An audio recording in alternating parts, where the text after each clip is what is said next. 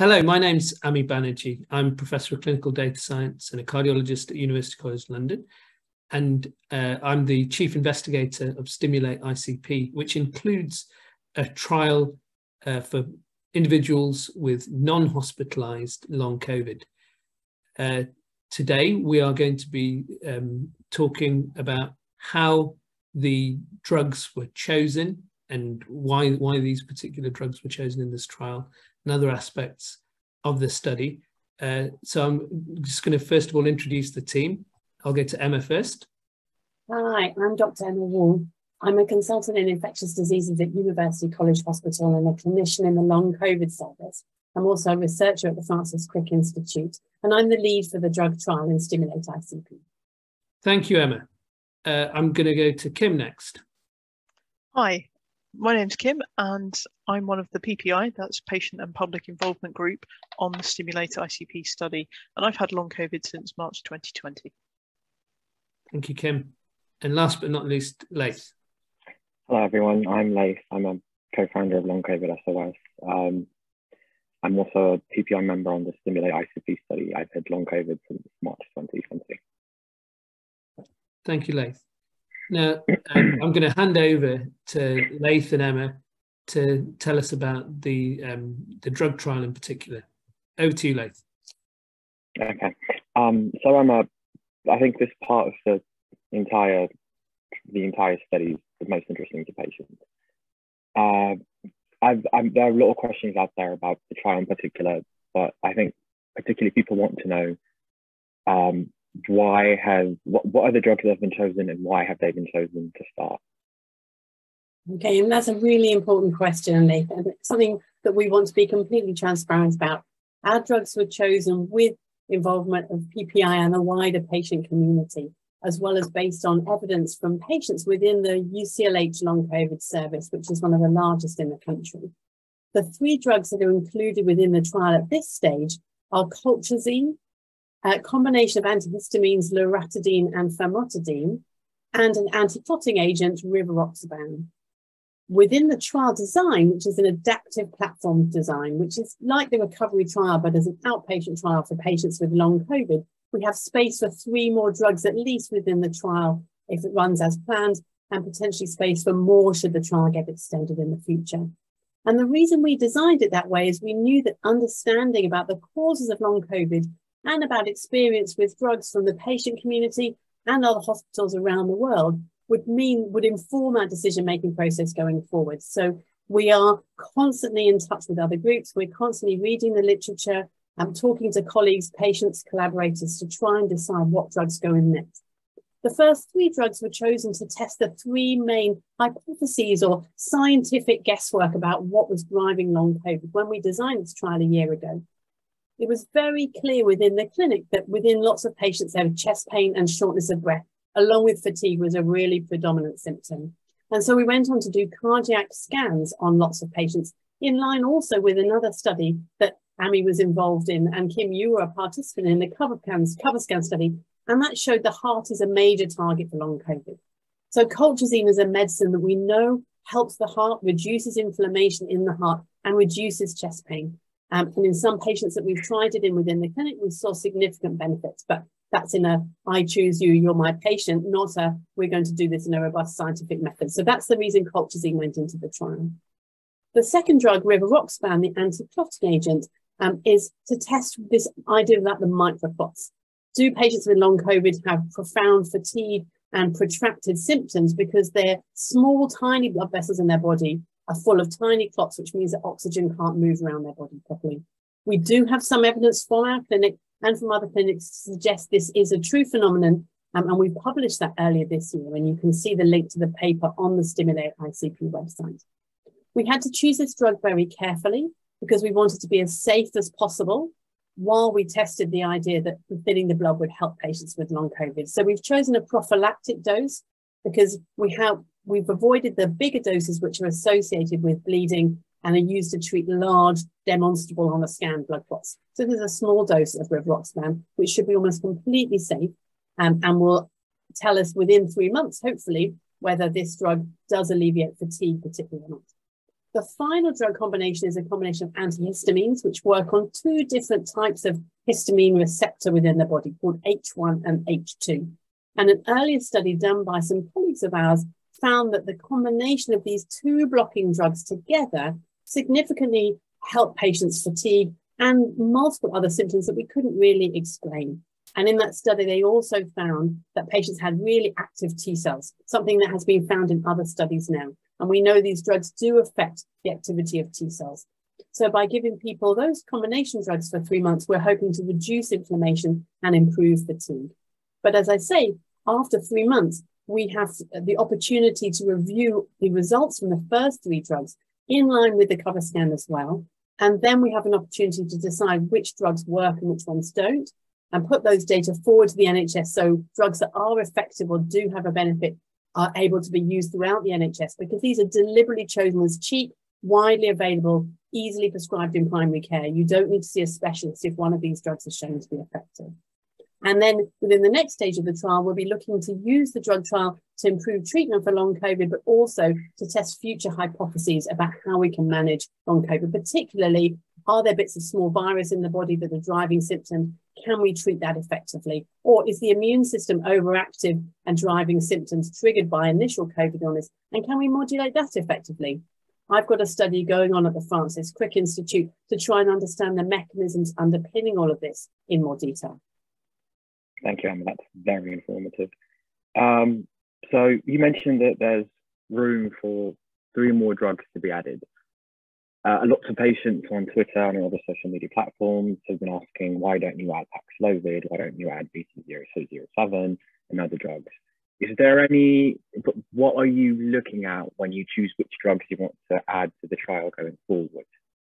So that's a great question. So we are looking at, first of all, is there any evidence already generated by us or other groups to say whether these drugs might have some chance of being effective or not? Has anybody tested them in small studies or not? We then have to look at the mechanism of how those drugs work, and does that fit in with our idea of how long, the evolving ideas of what's causing long COVID? And the third is, when we've pulled together the drug choices and the rationale for those, we take them to our PPI groups, of which you guys are a part, and discuss them and discuss the acceptability of taking that particular drug, and we have to look at the availability across the NHS. And we're open to all options. So we're very happy to be contacted with ideas for drugs or thoughts or data through social media platforms or through this website to discuss. Once we have our shortlist, we then have to take it through a very rigorous process with the NHS and the NIH, our funder. And an external panel reviews our drug choices and the underlying data. And we have a discussion with them, and we can only proceed with putting new drugs into the trial after they give us the green light. So we have to be very clear about the rationale for all of the drugs going forward, because the job of the funder and the sponsor is to protect patients within the trial. So we don't do things that could be harmful or dangerous. Thank you, Emma. So another question. Earlier on, Emma mentioned something about focusing on repurposed drugs. Is there any reason that we're looking particularly at repurposed drugs, or drugs that can be repurposed, let's say, rather than drugs specifically made for long COVID? Yes, so there's two reasons for that. The first is drugs that are being specifically developed for long COVID need to go through a regulatory approval process of what's called a phase 1 and a phase 2 early phase clinical trials to test that they're safe, and then into a large specific trial designed to test the efficacy of that drug. We're not designed to do that. The whole point of Stimulate ICP is to generate evidence for patients and for primary care and for secondary care to say, what drugs can we pull out of our cabinet that are cheap and easily available that we can prescribe tomorrow, that we don't have to wait 6 months, 12 months, 18 months for the MHRA or the FDA to approve. The other thing to say is that we're very much, because those drugs that are being specifically developed for long COVID are very, very, very, very interesting, but they're also going to be expensive when they're first released. And so we want to really look for drug therapies like the recovery trial did that are actually going to demonstrate value for money at the first day that they can be used and help patients from day one. But ultimately, if none of our drugs do work in Stimulate ICP, we hope that by the end of the study, data will be available from those phase 3 specific drug trials that we may be able to utilize. Fair enough, fair enough. One final question, and that's lots of patients who've heard about the trial have been trying to source the drugs on their own, or they've been asking their GPs to provide them with those drugs. What would you tell these patients about trying these drugs or doing N=1 trials with these drugs on themselves without? So this is a discussion I have every single day in clinic with patients with long COVID. Virtually every single patient comes in to see me and sits down and says, please, I want a drug, I want something, what can I try? I've tried this, I've tried that. And I often ask them to list all the things that they have tried so far. What we've decided within the clinic is that we really need good evidence to recommend drugs to patients, to know whether something's really going to work or not. Some things that we can test easily and that do respond to modifiable treatment we are using already. So for example, if someone has chest pain, they have demonstrable defects on their cardiac MRI, I will give them colchicine before the trial open, because that's clearly an indicated treatment for that condition. Ditto, if we find a blood clot, we will treat it. We won't not treat it, but at the same time, we're not giving out experimental drugs outside of the trial, because the trial is designed to find the data that tell us whether that drug really works or not in a more robust way. The other thing I would say, Lyth, just to finish, is that lots of people with long COVID have very different symptoms, these so-called constellation clusters of symptoms. And a lot of questions I get are around, why are you giving one drug to everybody? Why can't you pick out those clusters and specifically target treatments at those clusters? Yeah. This was something we discussed for 6 months while we were designing this trial, because it's a really thorny issue. What we decided was that we didn't have enough data on which to really accurately base those and design those clusters. And we would risk introducing significant bias into the trial if we said we're only going to randomize people with chest pain for colchicine, because colchicine might actually work in lots of other people in lots of other ways that we don't yet understand. What we decided to do instead is include all comers in the trial, randomize everybody, but then we've got a very clear subset analysis planned to look at everyone's symptom clusters linked to their cover scan results. So we can look at organ damage plus symptoms plus drug response. And then potentially, if the drug doesn't work across everybody, but it does work in a subset, we can clearly define those subset and provide guidance to the NHS on who should get that drug and why. Thank you, Emma. That was very informative, and I'm sure lots of people will benefit from this. No problem. We're very happy to be contacted. We're very open. We want to invite contributions and discussions about this, which is why we're making these videos. Thank you very much, Emma and Lyth. I'm going to go over to Kim if you have any questions remaining about the Stimulate ICP trial. Thanks, Amy. Yes, one of the things that Emma and Lyth have mentioned is the cover scan MRI protocol. And as Emma mentioned, I was a participant in the first cover scan trial and had my organs scanned and found liver damage, which was really helpful, but also confirmed no heart damage, which was really huge relief at that time. Within the trial, how effective do you see the cover scan MRI being? Because there's no brain scan included in that, and other scans that patients often ask for.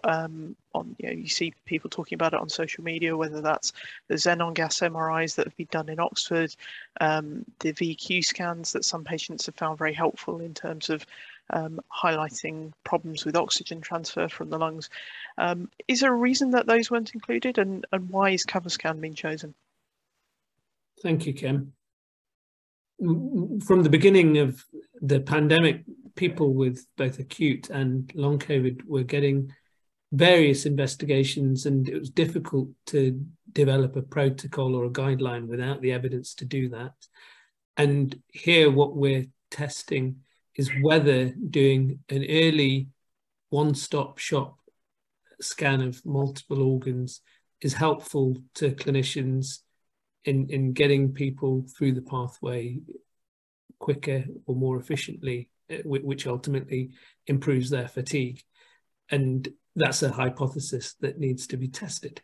So we selected this because we'd previously seen data in the cover study, and actually from a clinical point of view, the reason that it was a quick protocol across multiple organs was at that time in April 2020, people were worried about the infection risk, but not least the radiography staff, and so on, of having prolonged scans and multiple scans. So that's why, and at that time the brain wasn't included in that sequence. That's the reason.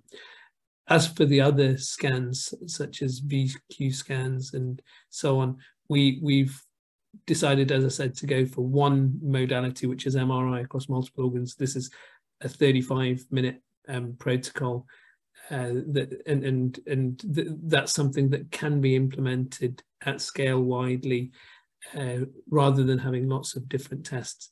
That's not that those don't need to be tested as well, but that's a different question. So in terms of doing the CoverScan trial and I suppose all the other parts as well, what are you hoping to discover, and what do you feel that the impact might be in results for patients? I suppose that's the big question is, you know, what someone sitting at home with long COVID, what's this trial going to do for them? We've tried from the outset with patients, with policymakers, with researchers in different institutions and clinicians like Emma in the clinic. We are trying to do something across the patient pathway. We decided that we could look at particular patient groups, or we could look at particular parts in that pathway, but there's so much to know, and there's so many gaps, that this was a way from investigation through to rehabilitation and including drug treatments that we needed to try to look holistically at the whole patient population. And so we hope that we'll be able to shed light on all those areas. We'll be able to improve care for patients. Ultimately, that's what this is all about, that we'll be able to reduce their symptoms, perhaps even reverse the disease.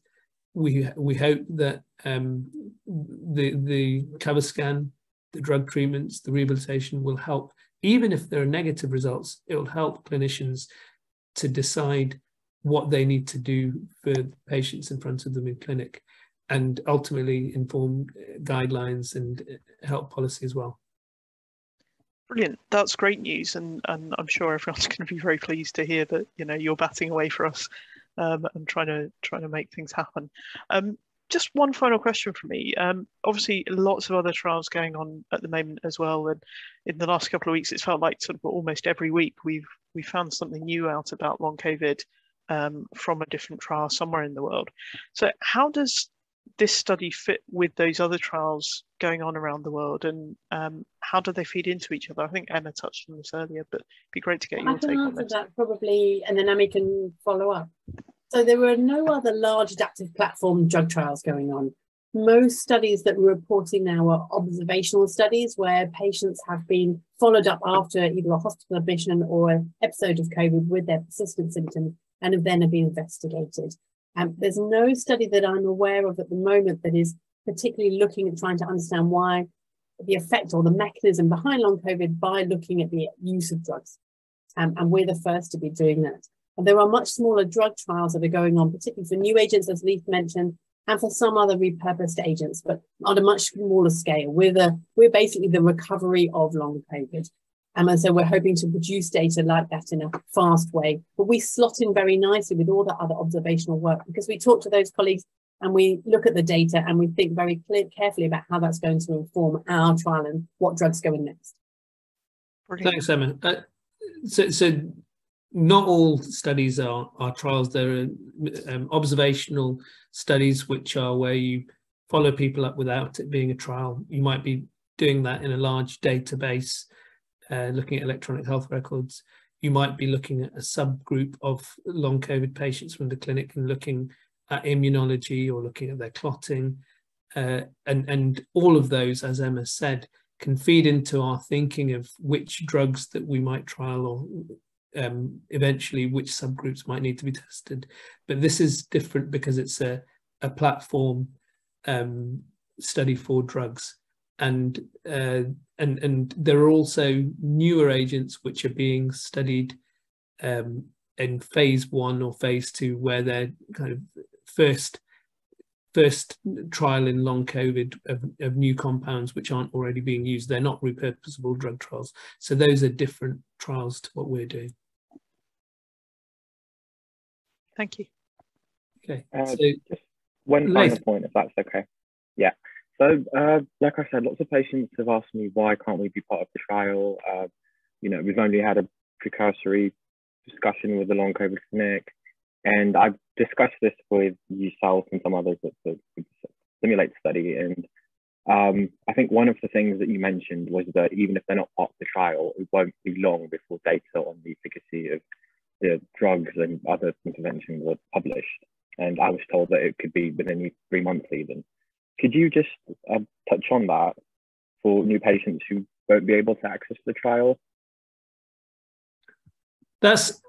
It's difficult to cover what is unknown in terms of the trial results. So there's an interim analysis that we'll do before the trial is finished to see whether we continue the trial and whether we have a signal that's positive, which will possibly be used to inform guidelines. Ultimately, any drug that is shown to be useful or not, then we would put that evidence to probably to NICE and to the government to say that this should be implemented, and then there's a process for that. Now, that's not different, Lyth, for long COVID as for any other disease. That's an established process in the same way as research needs to be regulated. And so there will be a delay in that process, which is hard to put a timeline on. But once we have evidence that it's there, then we've got something that we can advocate for, which is evidence-based. So, you know, we can assure you that's why we're doing the study. That's brilliant. Thank you, Ami. Okay, thank you everybody for your time, and please do check the Stimulate ICP website, and we're happy to be contacted with any of your queries. Thank you.